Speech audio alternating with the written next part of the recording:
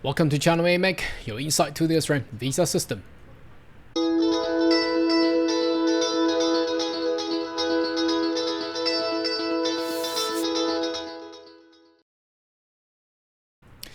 Good day everyone, my name is Carl Young, your online YouTube visa consultant. Are you interested about migrating to Australia?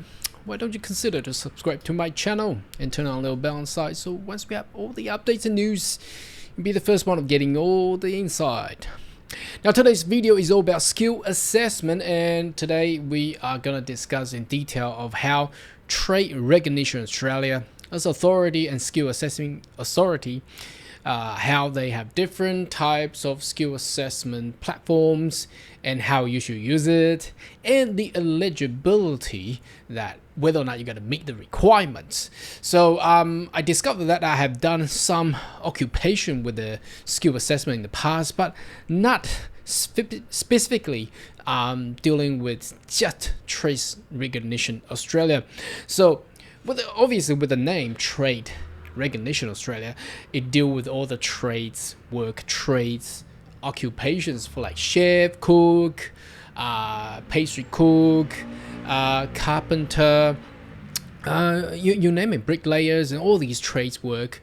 If you have those skills and have those experiences, and also perhaps qualifications with those trades, you are required to go through Trade Recognition Australia to get your skill assessment done, and then furthermore and going towards whatever the visa you're seeking for example skill migration or perhaps employer sponsor. So I'm going to discuss all that together in this video. So let's have a look at the newly designed Trade Recognition Australia's website. Now it looks quite friendly, well, compared to the previous website, if you have been there previously. However, the portal that you can access with here, I think it's not upgraded yet at this point in time.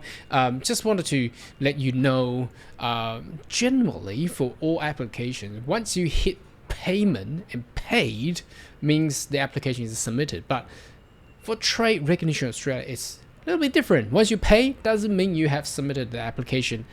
Once the pay, it redirect back to the portal, and you are technically required to press that submit button again. So it doesn't make any sense. If you have paid the money, means you want to submit the application. So they should make it more streamlined. Just a little bit of advice for Trade Recognition Australia's IT department. Anyway, that's not something that we should concern with. We are today going through the whole Trade Recognition Australia, and underneath that we can see skill assessment and our program. Now, I'm not too sure why they put skill assessment here and then put our program there. I really don't understand why they put, because our program, that's all the skill assessing pathways. So why they don't combine these two? But anyway, probably just because I used to be IT tech, so I'm pretty strict and nasty on how people design their website. But anyway, I've clicked at skill assessment, so it looks like there's a very friendly search button here, and I can just, if I pick shift, what does it mean? Okay, it tells you what you need to do. You can go through this, go through that, which is good. They actually provide a path or directions to the applicant what they need required to do. So if I take, I want to go for employment sponsor, and they'll ask whether you're probably from Bangladesh, and then you say what is your experience. So if I put 3, what happened? Okay, our recommendation skill assessment is TSSV. So this is actually very friendly. This is very good. Now but I don't know why they have this up here again. It's duplication. But let's check something else. What about carpenter? If I go carpenter, and I want to go for appointed skill migration, have you already had a skill assessment outcome? Trade recognition? No. Not eligible. Wow. Based on the information, but you're not eligible for assessment of Trade Recognition Australia. So if you have already got a successful skill assessment from Trade Recognition Australia, that means you need to go through skill assessment. So this question is this. You see, some of the design is weird. Obviously, we are in this page seeking for skill assessment.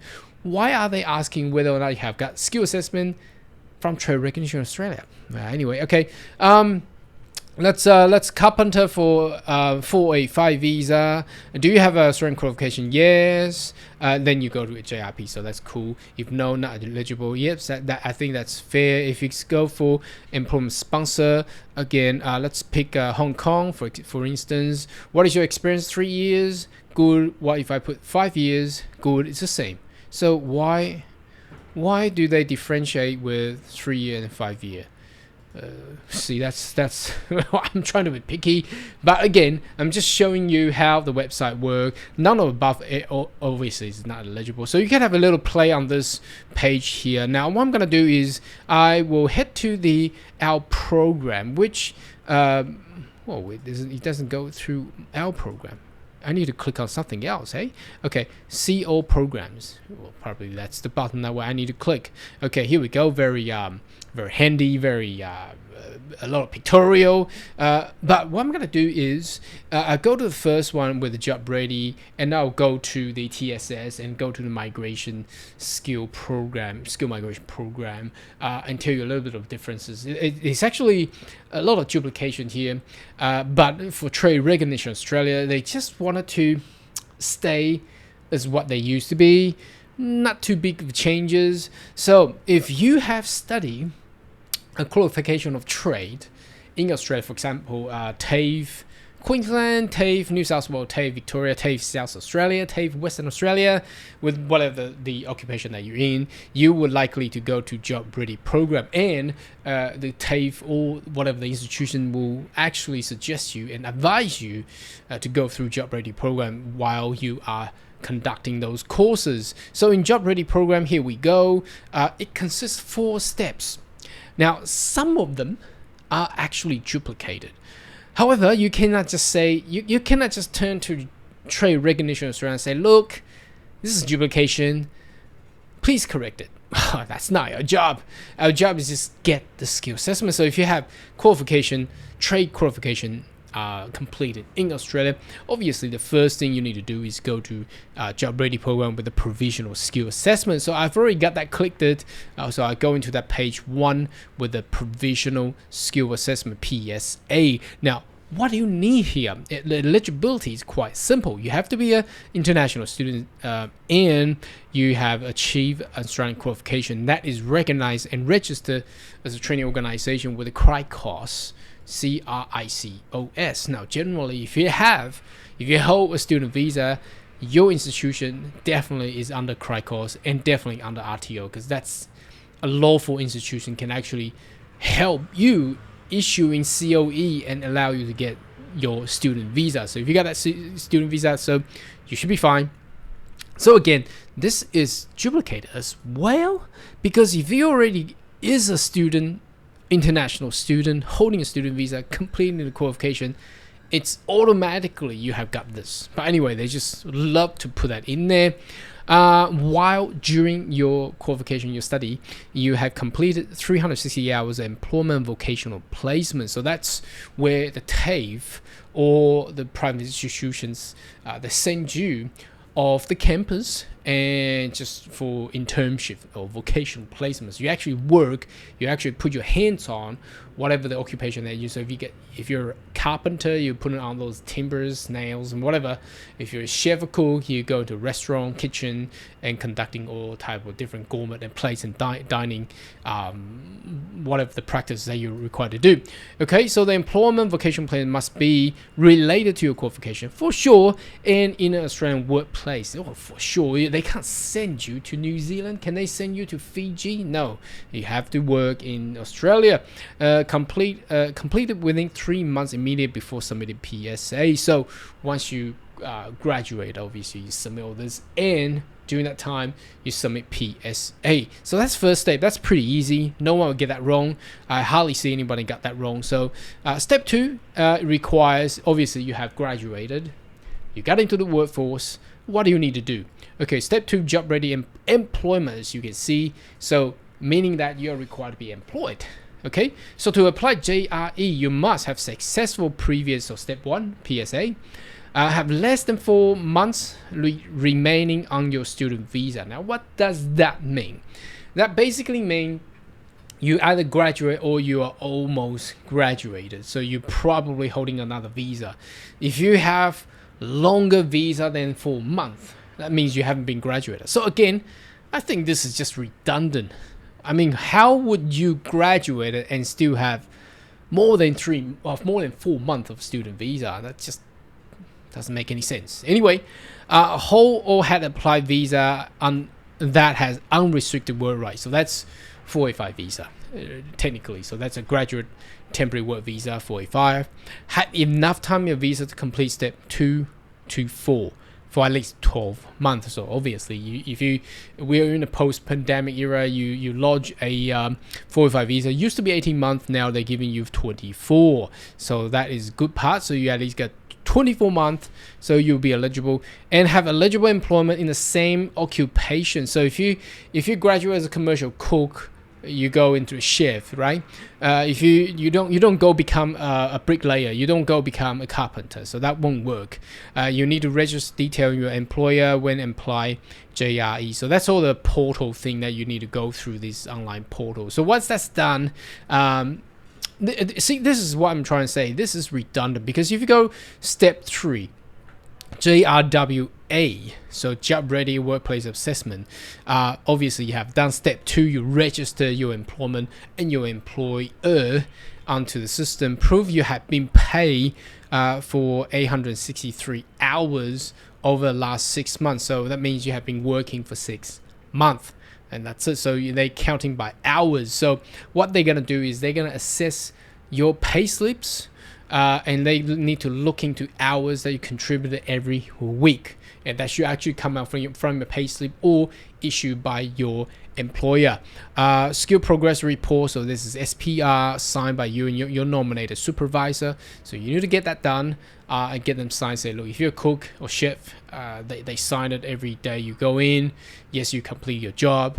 Or if you're a hairdresser, you'll get your manager to sign that in. Okay, and an employer verification report. So this is actually a form you can print out from TRA and you bring to your employer to get that signed. So you can need to lodge that. Your employer must sign that off. See, this is redundant. Obviously, if you print that up and then get registered your employer, obviously have print that out and get that form signed. So again, redundancy. So no, if you change your employer, you register your new work as possible online. We need to approve it before JRW proceed. Now this is weird because I know that TRA is not that efficient. Now, if you wait for the approval and you go to work, you probably waste a couple of weeks or something. So I won't suggest you waiting for that and going to a new job, but just continue to go in your job. Okay. Now the final step is step 4. Basically, the final assessment that just verify that a successful outcome, complete all requirement of JRE, which is that and that. And prove a pay of 1,725 hours. So if we do the calculation right, that's about 45 weeks, and that's about a year of work. So at least 12 months. So again, what does that mean to us or to you is that once you graduated, it's best that you get into employment straight away. Don't wait. You want to spend the first 12 months, get that done, get your skill assessment done, so at least you have another 6 to 12 months in order for you to transfer into some other visa available to you. Now that's for somebody who study a trade qualification in Australia and how they're going to go through with skill assessment. So it look very basically the easiest way to explain it is after you graduated, you work for 1 year and you get your skill assessment. That's basic. That's a nutshell. Okay. But what if your qualification is elsewhere, not in Australia, somewhere else, or perhaps you don't have the qualification, you learn from your trade, you learn into your job, and then you get into those skills and you learn from work. So what do you do there? Now, obviously, there's another way to get your skill assessment. Remember, once we were at the first page of skill assessment, the search bar, it does have various selections. So if you are looking forward to get employer sponsor, now obviously if your qualification is already done in Australia, you're not required to go through skill assessment. But if your qualification is not from Australia, then you need to go through skill assessment. Right? So what do you do with the TSS skill assessment here? Well, this page doesn't say much other than, here we go, that's a guideline, click on that. So again, it's a redundant page. Why don't they put the guideline in the website? Anyway, I've clicked at it and I've opened it up. And again, you see, you clicked at it and then you still ask you to download. Why? This is just wasting of clicks. Anyway, I've opened it up to this guideline and I've turned into page 10. I think that's where it is. 9, that's where the eligibility is. So let's have a read. It's a non-medical occupation. It's by countries and your regions. But basically, if it says TSS program is compulsory for applicant applying for permanent migration in the following license trade. So if you're going to be an electrician or electrician special class, you're required to go through skill assessment. But I strongly recommend, if you have been following my channel long enough, I always suggest you to get skill assessment no matter what. Perhaps you're not required to do it, but get one done. It's actually good for you to find job as well. And it's a record that you firmly understand that your skills and experiences is actually been meeting the criteria under whatever the occupation that you're in. So documentary evidence of assessment. So obviously they're looking for qualification. If we scroll down to pathway 1 and 2, the differences here is applicant who do not have relevant Australian qualification, and one is applicant who have a relevant qualification. So basically there are two. So the first one is quite easy. If you're a licensed trade with no normal training, that means you learn from work. Okay, you didn't go to training. Some country doesn't even have trainings. For example, welding. A lot of welders, in some countries, there's just no license, there's no training. All you do is you put your hands up, I like to become a welder, and the boss just get you in and start working. They train you, they teach you how to do welding. And if that's you, that you need to show you have 6 years of work experiences in order to get that skill assessment done. Now, licensed trade with formal training, then 4 years. It's very hard to actually show this because you need to show, how do you show no formal training with showing formal training? So how do you define formal and informal in this way? I'm not too sure, but anyway, that's how it is. So okay, non-licensed with no formal training 5 years, and non-licensed with formal training 3 years. So if you're so what does this mean? It means no non-licensed trade. This basically means some of the trade required to have license. Okay, so if the trade required license and you have formal training, you need 4 years of work experience. If some, I can't, for example, hairdresser. Okay, hairdresser, you don't need license. Okay, so that's a non-license, and you get formal training. Okay, 3 years.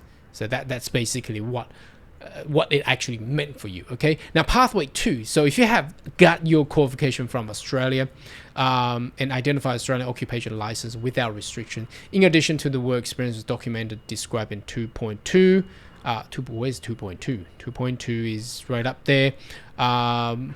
Doesn't say much here, by the way. Anyway, let's have RTO will advise you with documentation must provided. You must submit decision ready document evidence in your skill and employment. This will include Australian vet qualification and current identified occupational license referred below. So here is, if you got Australian qualification, you must include 12-month pay employment. So that's the same as going through JR.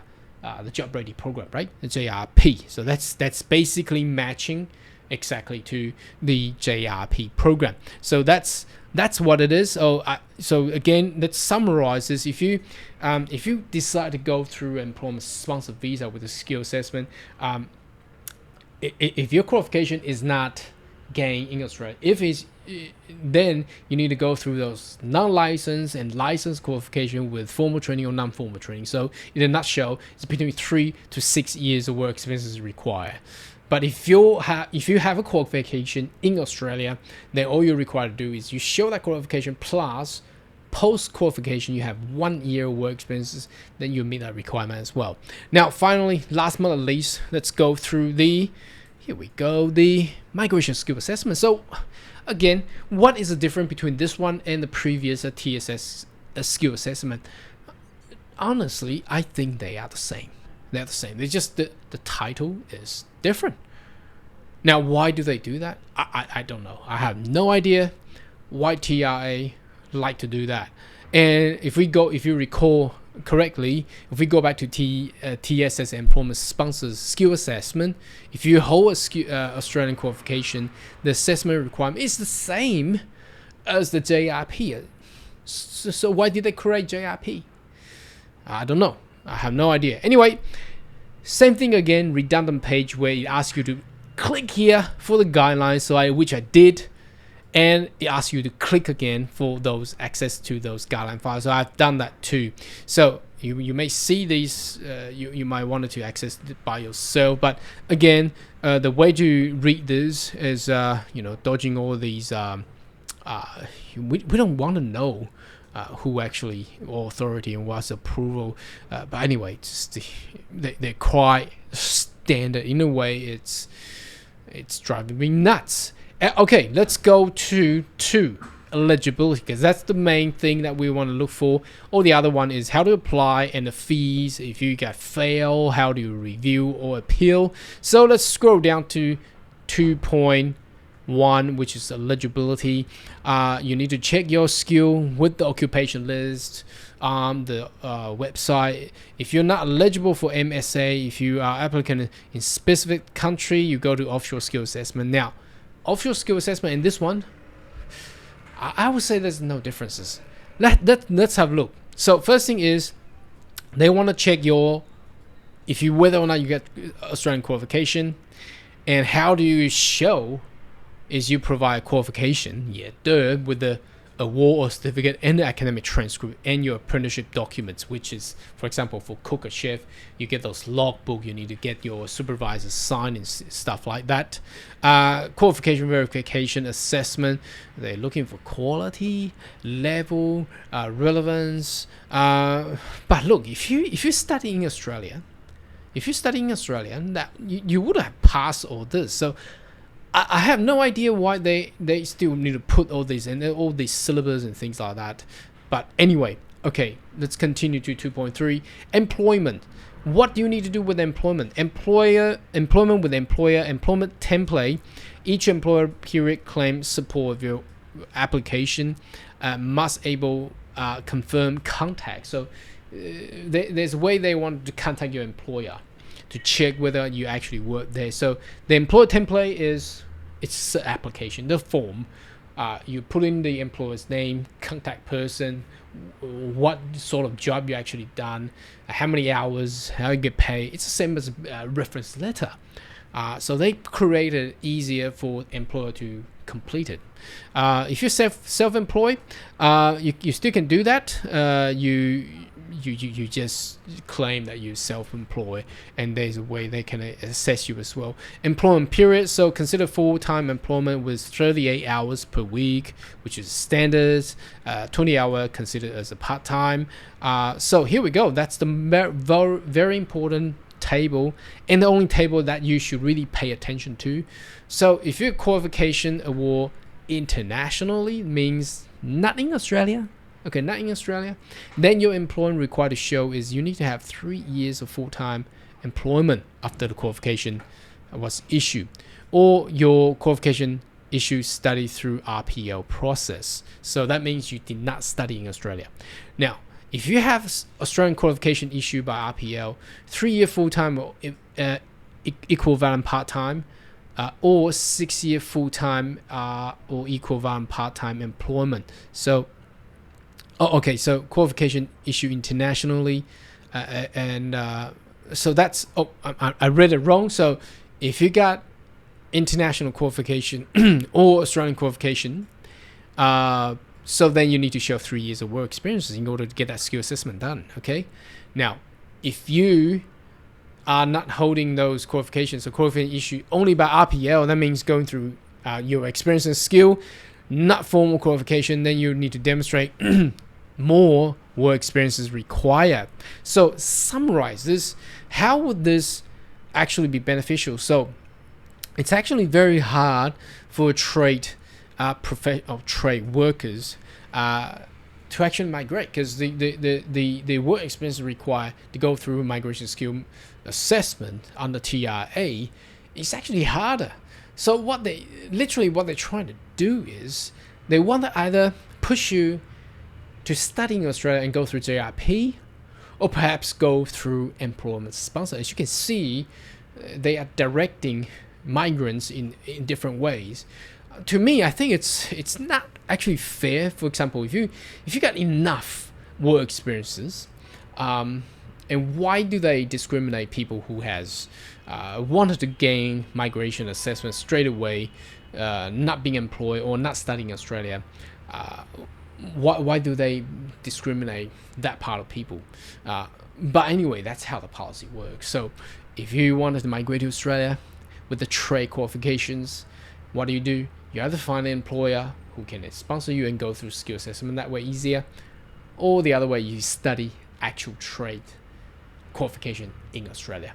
Anyway, should you have more question, query, more than welcome to leave a comment right down below, and I see you next video. Goodbye.